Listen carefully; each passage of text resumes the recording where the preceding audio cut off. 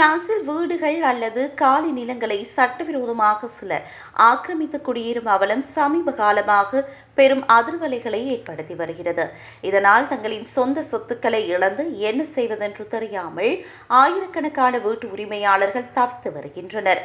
நீதிமன்ற வழக்குகளுக்கு பயந்து தங்களின் சொந்த வீட்டை தாங்களே மீட்க முடியாமல் உரிமையாளர்களுக்கே 3 ஆண்டுகள் சிறை தண்டனை மற்றும் 30,000 யூரோ அபராதம் விதிக்கப்படும் என பிரெஞ்சு சட்டம் கூறுகிறது.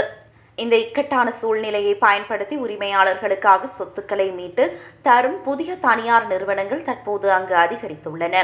பாதுகாப்பு சந்தையில் ஏற்பட்டுள்ள இந்த எழுச்சியை பயன்படுத்தி பல நிறுவனங்கள் என்டி-ஸ்குவாட் எனப்படும் பிரத்யேக இரும்பு கதவுகள் நடமாட்டத்தை கண்காணிக்கும் ஹைடெக் கருவிகள் மற்றும் கண்காணிப்பு பணிகளை அறிமுகம் செய்துள்ளன. இதற்காக பல நூறு யூரோக்கள் மாத கட்டணமாக வசூலிக்கப்படுகிறது.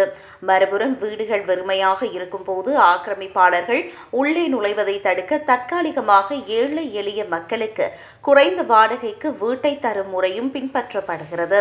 ஆனால் இது வீட்டு வசதி பற்றாக்குறை ஒரு நிரந்தர சமூக தீர்வாகாது என சமூக ஆர்வலர்கள் விமர்சிக்கின்றனர். ஸ்குவாட் சொல்யூஷன்ஸ் போன்ற சில நிறுவனங்கள் ஒரு விசித்திரமான சேவையை வழங்குகின்றன. ஆக்கிரமிப்பில் உள்ள வீடுகளை அதன் உண்மையான மதிப்பை விட 20% முதல் 60% வரை மிக குறைந்த விலைக்கு உரிமையாளர்களிடமிருந்து நேரடியாக விலைக்கு வாங்கிக் கொள்கின்றன. அதன் பிறகு அந்த நிறுவனமே ஆக்கிரமிப்பாளர்களுடன் பேச்சுவார்த்தை நடத்தி பணத்தை கொடுத்தோ அல்லது பல ஆண்டுகள் நீதிமன்றத்தில் போராடியோ வீட்டை மீட்கின்றமை குறிப்பிடத்தக்கது.